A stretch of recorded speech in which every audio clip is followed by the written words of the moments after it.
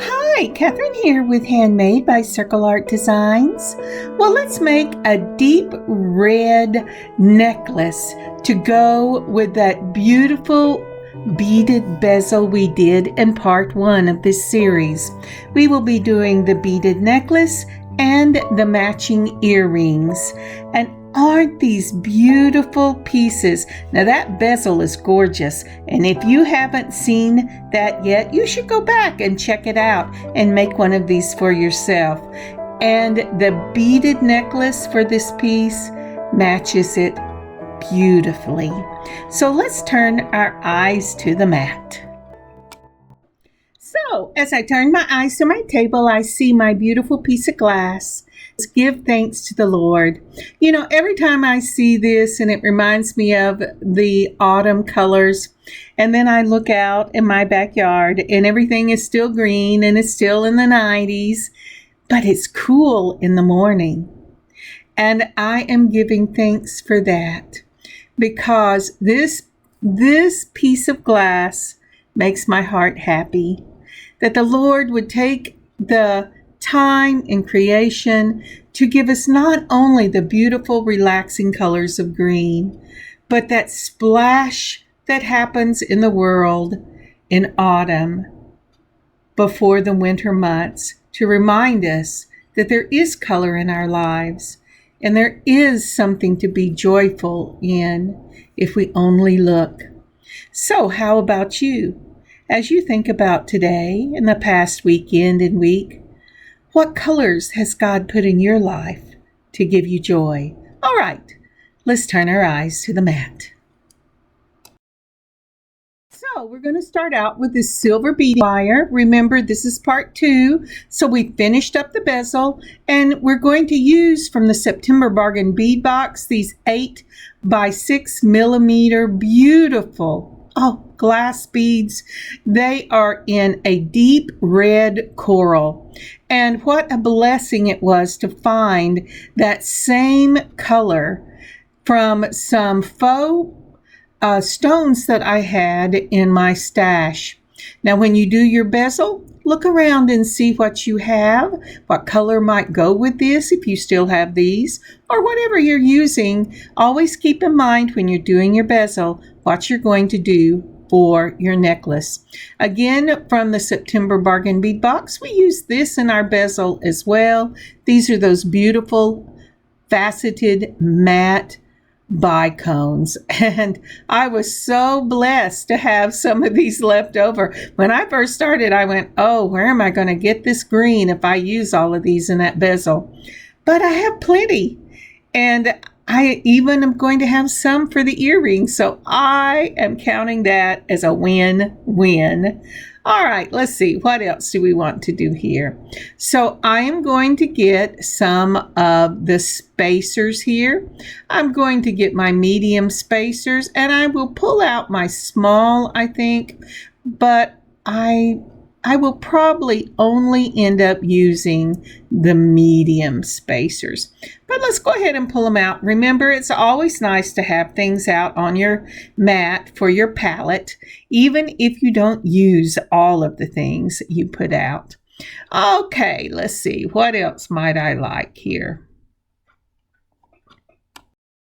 So I think I'm going to go ahead and start out with this as the palette, and starting with that beading wire that I showed you before, I am going to go ahead and pull out these wire guards, and I'll just set those right there.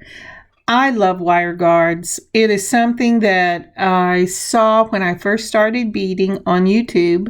I have been beading for a little while, and I was just using the wire, and I noticed that it does fray, but I wanted to do something about that, and I saw someone else use them many years ago. I've also pulled out my 3 millimeter spacer balls. I pulled out that, I put it off to the side where you can't see it. But I pulled out a a bail. I have pulled out some heavy chain, my number 1 beads from Bead Along, my number 1 crimps from Bead Along, and then let's go ahead and pull out this wire and get started. Now, it doesn't matter to me that there's a little crimp where I'm crimping the wire. I crimping the wire because I'm not going to use that for anything at the moment anyway. I am going to go ahead and bead on the spool because I haven't decided how long the beaded portion will be. I will use some of the chain. Sometimes I use a lot of the chain, sometimes a little. And you're seeing this for the first time, just like I'm seeing it for the first time. So I've put on a number 1 crimp in that gold. I've put on my gold 3mm spacer ball. I use that to help get the wire through whenever I am ready to crimp. And then I am putting on, let's see, do I want 1? I think I'm going to use 3 of the bicones, but let's see what these small daisies look like. I think they're going to be too big for the ends. If I had one size smaller, I think I would use them. Look at that. I just dropped it right off into the daisies. Well, you know, actually, you're seeing this several days later. This was done in 1 setting. Oh no, 2 settings, because it took 2 hours just for the filming portion of this that you see, but that doesn't mean all the editing or the time that I said, and I'll see you in a minute, was spent in between that. So yeah, so I did not use the daisy spacers, and it was because they're just slightly too big for the point on these beautiful bicones. But I am going to go ahead and use my 3mm spacer balls. Now, isn't that pretty? I think that is just lovely. So I am going to go ahead and put a bicone, spacer, bicone, spacer, bicone, spacer. And I have ended with a spacer because I started out with a crimp. Now let's go ahead and pull some of these 15 O's in that beautiful gold. I just love this gold. Now if you look, this is a slightly different color. They call this metallic gold, or I think it's galvanized rose gold. I got these from the Wild Beads, but is it Mizuki? I don't know. It's the M one. We get them all in Wild Bead things, but I looked it up and it is available on Amazon if you like this color rose gold. So I am using a mixed medium of this beautiful 14 karat gold look, or plated depending on which one you're using, and the rose gold and the galvanized, and I just love this. And I will try to remember to put a link to this on Amazon so you can know what the M word is, because I can't remember it right now. Okay, I have put on about 6. This is really up to you how much space you want, but it is for space between my beads so that the beads look just like that. Isn't that pretty with the space between them? Yeah, I have gone ahead and done 10 of these little 15 O's. And then from there, so my first component was spacer ball, bicone, spacer ball, bicone, and spacer ball. 3 bicones and 4 spacer balls. Then the space between, I did 10 of the 15 O's. And now we're ready to go ahead with our second component. This will start out with a 3mm, and then these gorgeous deep red coral glass beads, daisy spacer, and this will be the larger of the 2 I pulled. Another of those glass beads, another daisy spacer. Oh yeah, I love that. That's gorgeous. Okay, another of the daisy spacers, just like that. And then another one of those glass beads. And then we're going to finish it up. Isn't that pretty? I just love that. I love that gray and that deep red together. I just, that was a God thing, because I would never thought of putting gray with that beautiful deep red, but it is gorgeous. So go ahead and do the 3mm spacer ball to finish up the second component on this necklace. And then we will be ready again to put on our 10 11-ohs. Yeah, I'm thinking about it. Do I want to just do that, or do I want to do something else? But I am going to go ahead and I'm going to put on 10 of these beautiful 15-ohs. I love this galvanized steel.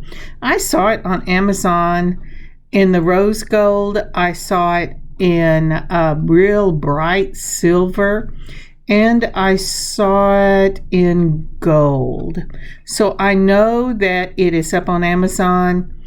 You could call Wild Beads if you want it mailed from Texas, or look in your own store, but there are options out there. All right, once I have got that 15-ohs on, I'm going to start again with that spacer ball, and we're going to go right back into our bicones. Now, when you do bicones, depending on what style you have, where you got them, where they were made, there is always an end that is a little elongated from the other end. So make sure there's neither a right or wrong, but make sure if you're pointing the long end out, I'm sorry, this is bent and I can't get it in there. So I just take my nylon pliers and try that, and if that doesn't work, I'll just clip it. And that's what I'm doing off the camera. I'm just clipping it.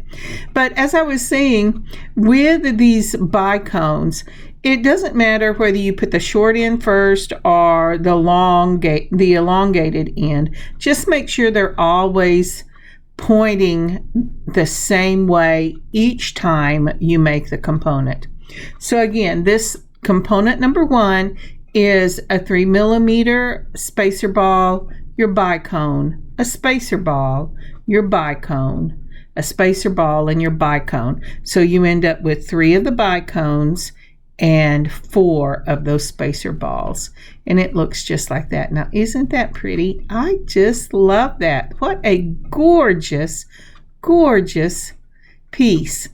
All right, so I will go ahead and continue this on like this until I get to the middle.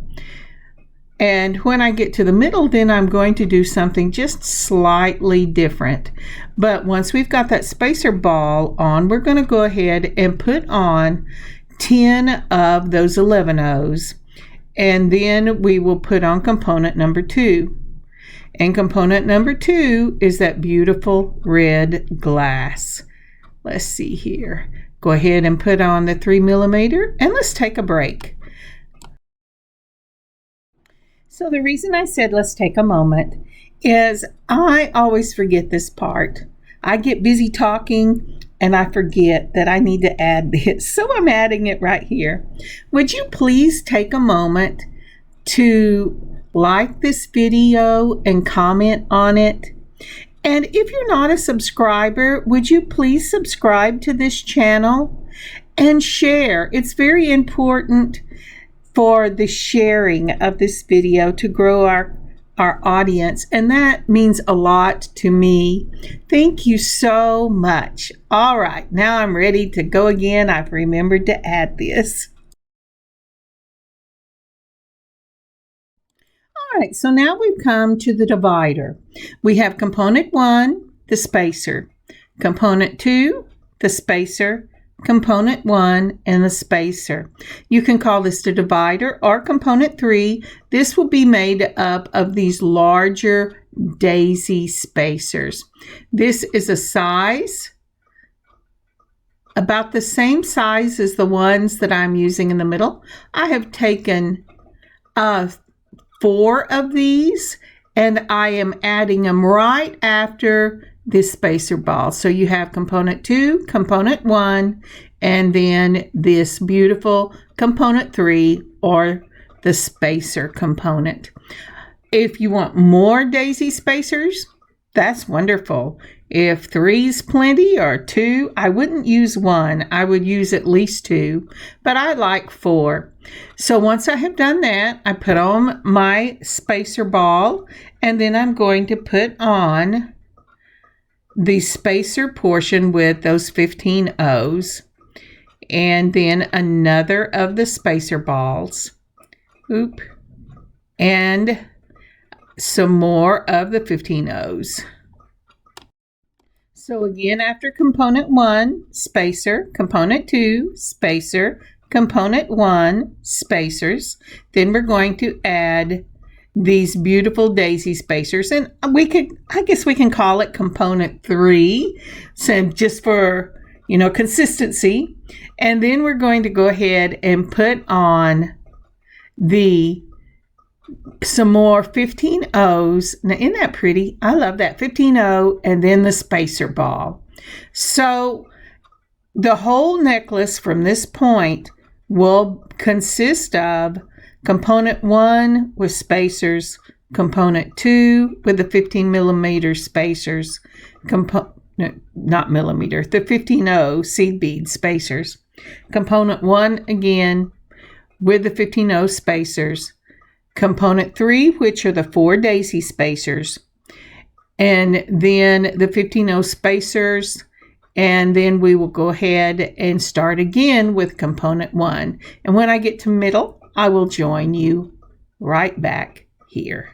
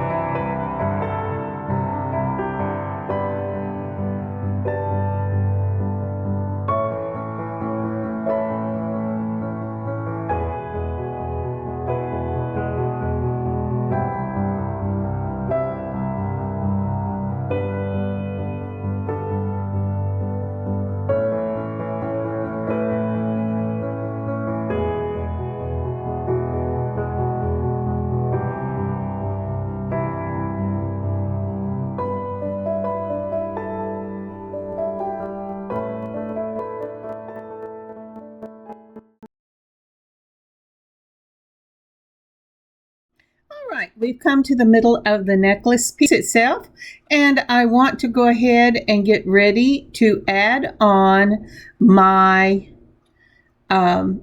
bezel here. And I want to end on one side with those beautiful reds because they're the same color red as that stone. And I want to begin on the other side with the reds itself. So since I don't have a set length for the beaded portion of this particular piece, I'm going to go ahead and I'm going to add my beaded pieces just like that so that it goes on right there. But now there is no way my bezel is going to set on those red beaded pieces. And the other thing is I didn't want to end with the bicones because of the same reason. My bell will go right over that. So I'm going ahead and putting on the 10 15 O's just like I have been doing, and I'm going to slip this beautiful decorative bell on. I'm making sure that the reds are not going to slip underneath it because I don't really want this bezel to go all over. And when you are adding a bell, make sure that you have something to cover that wire underneath it so that when it does swing and move, it doesn't fray the wire itself over time. So once I have put that on, I have put on my stopper, my 3mm spacer ball, and then I am rebuilding component number 2, which is the red beads, the daisy spacer, the red bead, the daisy spacer, the red bead, and then another spacer ball, just like that. Now then, it's kind of hard for me to tighten this up here because it's still, remember, I'm still beading on the spool itself. Let's see if I can get this in. But this is the way it's going to look. So if you want consistency in this, it is better to shorten what you're using on one side, on the chain side, as opposed to this, so you end up in the right place. All right, I have finished this piece and it is ready for me to close it with a crimp and my wire guard. So I put on a crimp and I made sure I ended on a 3mm spacer ball. I'm going to put the wire up one side of the tube on this wire guard, around the top, and back down the other side. And you'll notice the beads are real far away. Well, that's because I am still on my spool, and this gives me the room I need for this part. Now, what I'm doing is I'm making sure that my wires are not twisted and they are going straight up and they're staying parallel to each other. The reason you want to do this is because if they cross each other, it won't make a good crimp and it could come loose. I put this in a large half circle in the back, and I gently hold it and then push it towards my, you can't see, so there we go. And it will make an M when you close it. Next, I'm going to do a 1/4 turn and move this to the front, making sure the M is looking at me. Then I'm going to mash it again, give it a tug on both sides to make sure that it's not going to come off. Then I'm going to take some of my beads and I'm going to put them through my spacer ball, just like that, because its hole is big enough. Let's see if it will go on this bicone as well. It will, so we can go ahead and move that through the bicone. And for people who are using these bicones, if you have this fine beading wire, you should be able to join and put 2 wires through it, because it will go through this beading wire all the way up. Now I'm going to bend that over. I'm going to take my flush cutters. I'm going to put the flat side of the flush cutter up against the bead, making sure I don't catch that other wire, and I'm going to clip it right at the end. Always turn your cutter away from you and into the mat so nothing flies up into your eye. Now the next part of this, I'm going to go ahead, and I hope I get it where you can see it, but what I am doing is I'm moving everything down and taking up some of the wire that I have, so when I clip this, it won't go everywhere, because I have done that before. And so I'm wrapping it back on my spool because I just let it go wherever it wants to go across the table. I'm going to clip it, and then I am going to set it to one side, and I will go ahead and remember, we have already put on our crimp when we started. And so all we have to do is add our wire guard. So we're going to go up one tube on the wire guard. We're going to go around at the top of the wire guard and then back down through the tube. And then we're going again to add this by making sure the wires stay parallel. And as I was saying before, what happens when it crosses is it leaves a little space, and it doesn't completely capture the wire in both of the tubes when you crimp. When you crimp, the wires catch on both sides of the little M, or should, and then when you fourth turn it and mash that M together, then it captures those wires, and that's how you get a really good crimp. Sometimes you can use your chain nose and mash it, and I do that sometimes when I don't have two wires coming. But anytime I'm doing bracelets or necklaces and I need this to hold taut because it's going to get a lot of wear, I always use my crimpers, and I always make sure that the wires are parallel together. I've just had them come apart when I thought they were really well done. All right, so I'm looking to make sure there is no gaps in this. There aren't, so I can go ahead and crimp this. I put it through the 3 millimeters and the bicones again. In the back, I'm mashing, and then I'm doing a fourth turn, and I'm mashing again. And now this is the one you really want to tug, and I'll tell you why. I made sure that these were parallel before I put them through the hole. You can't see it after you put it through the hole, but if you make sure they're parallel, more than likely they will stay parallel as they go through the holes of your bead. But still tug that really good to make sure that piece held. All right, and this is ready for the next step. I'm going to measure this out. And it is a little over 9 inches, but a little less than 10 inches, but it still needs hardware. So that makes it 18 inches. I am going to do a 28-inch necklace. So I'm going to have to add 10 inches. So let's go ahead and measure this out, see how much we're going to need. Oh, and you know what? I think that I am in line because I've laid this out. I could see my little pins, but I have forgotten just how short this is. But what I'm doing here is I am measuring this piece, and I'm opening the links up between two chain nose pliers. I'm going to go ahead and take it out. First of all, I'm going to take, oh, come on, you can do this. Take it out just like that. Oh, I hope I don't have to do it a little more. Oh, yes, I'm going to have to do it a little more. When you are opening the chains on these type, you want to make sure that you are not springing them by opening them too far. All right, I have taken 5 inches and I have used the piece that closes this necklace because this was a completed necklace. These are great buys.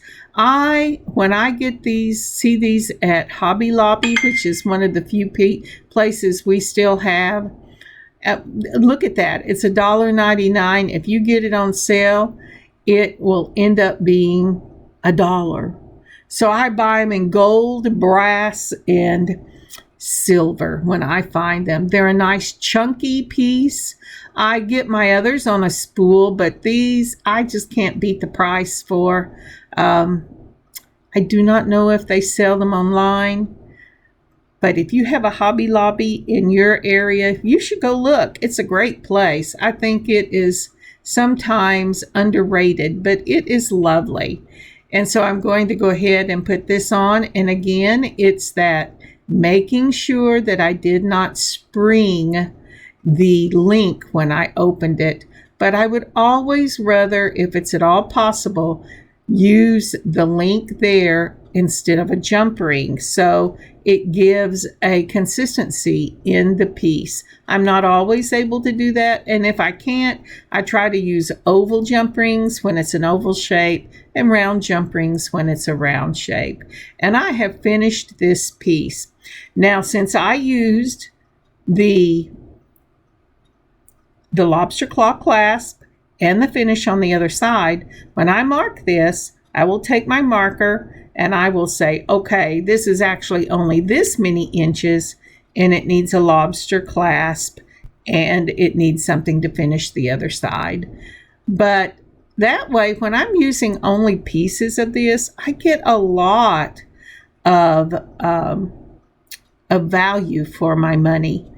And then it is time to put on that beautiful bezel. I just love that bezel. It is so pretty. And again, I think I am in line. And I'm going to tell you right here, I went ahead and tried one of these links. I did not like it. So I'm going to skip to, well, no, I'll show you, and you can decide on your own.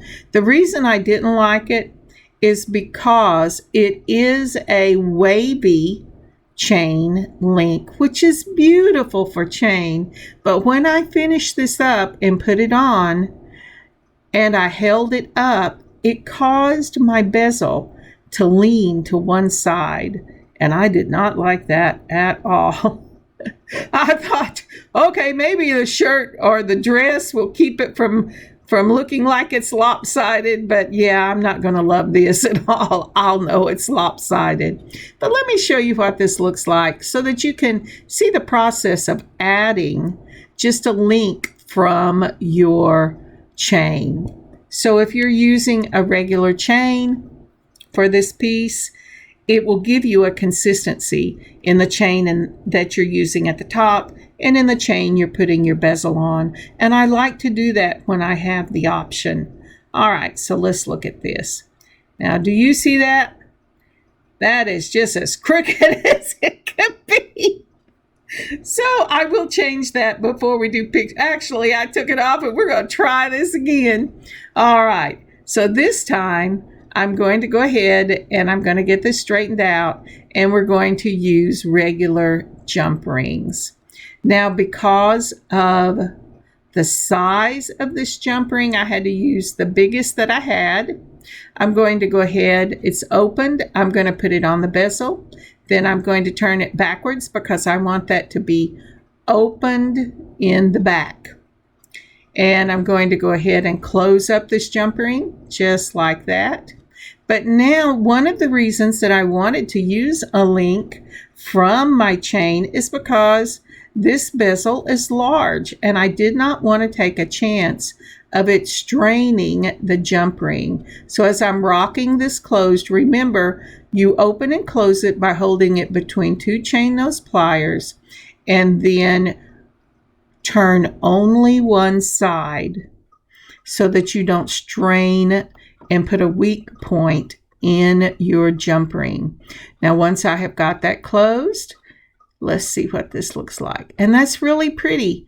And I just love that. But I can tell you, I went back and I added a second jump ring when this was all said and done, because it's something I'm going to be wearing. And I know I like to pull on my things. I pet my jewelry. I really do. And so here is the finished piece, and I just love that piece. It is so pretty. Look at that necklace with that beautiful beaded chain. It is gorgeous. And since I made this myself, there's not going to be another one like it. Even if you choose the same colors, your stone will not be the same as mine, and your beading technique might be similar but not the same. And that's the joy of making your own jewelry, that it is uniquely yours. And when you give it as a gift or you sell it, it is uniquely your design. Now, isn't that pretty? I love it. All right, I think we're about ready to go on and make some matching earrings. All right, for these little lovelies, we're going to be using the same we used in the necklace itself and the same thing that we used in the bezel, so that we will get a really pretty match to them. That includes the 3mm spacer balls, these little daisies, and the beautiful red glass, and the bicones. I love those gray bicones. That's going to be beautiful. And we're going to be building this. This is just a simple drop earring, and we're going to go ahead and do this on our gold head pins. I've started out with a 3mm spacer ball. I'm going to add one of the daisy spacers, then the glass, a daisy spacer, and the glass. Now right now I am just thinking. Just so you know, someone asked, do you plan all this ahead of time? Actually, no, I don't, because, you know, I'm just not that kind of person.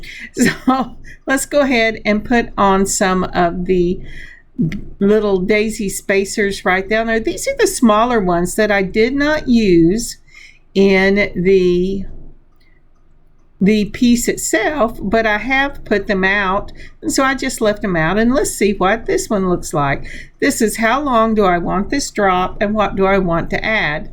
Now whenever I look at that, no, I don't like that either, because it ended up that I had too many of those daisies on there when I used as many as I had on the necklace.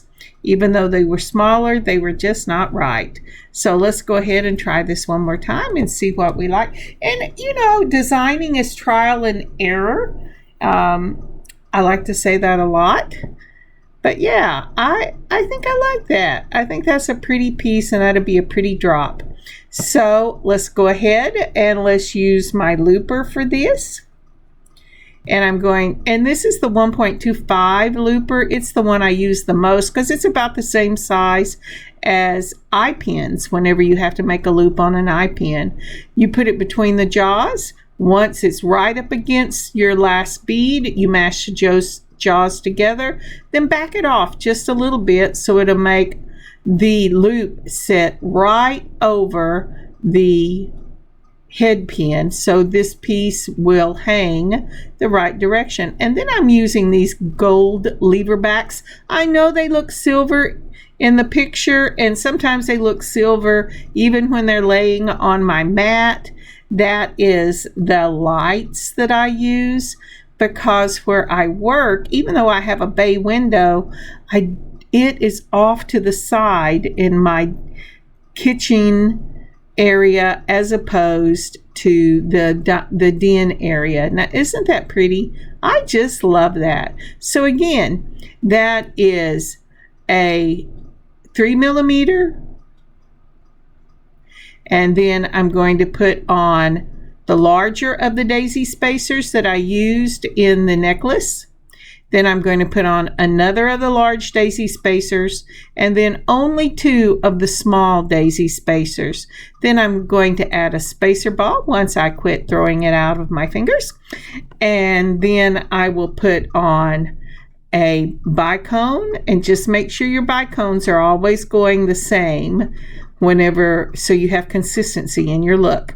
Then a spacer, another bicone, and a spacer, and this one will be ready to loop and put on the earring itself. Now, isn't that going to be lovely? That is so pretty. And I always lay them down to make sure I haven't done something wrong. If they're the same length, it's usually okay. Mash it between the jaws. I had it all the way up against the bead. Then it makes that little circle. The circle is not completely closed, but I don't want it closed because I want to go ahead and put it directly on these lever backs, just like that. And then I'm going to take my chain nose pliers, and once I get the bead out of the way, oh, it fell off, and my lever back, I can go on and close this up with my chain nose pliers. Sometimes it's a little easier than other times, but it closes right up. It should be sitting right over the top of the piece. Always check it to make sure that the metal goes all the way down, especially if you're using something like the lever backs, because it is so thin that it'll get out the least little bit of a crack. And that was a completed picture. Now, isn't this piece beautiful? I love the picots around it. Really, if you haven't watched us make this bezel, you should go see part 1. I put it up over the weekend, and then part 2, and it matches beautifully with that glass. I made this stone myself whenever it's a faux stone, and I made it before I had issues with working with UV resin. This is clay and UV resin, and I do not make them anymore because my hands peeled till they were raw at all my fingers until probably for about 6 months. I went and had prayer for it, and it healed up within just a couple of weeks, and I didn't do anything different. But I just don't do it anymore. But I have a lot of pieces that I like to incorporate in my jewelry. And here are some pictures. Thank you so very much for joining me today.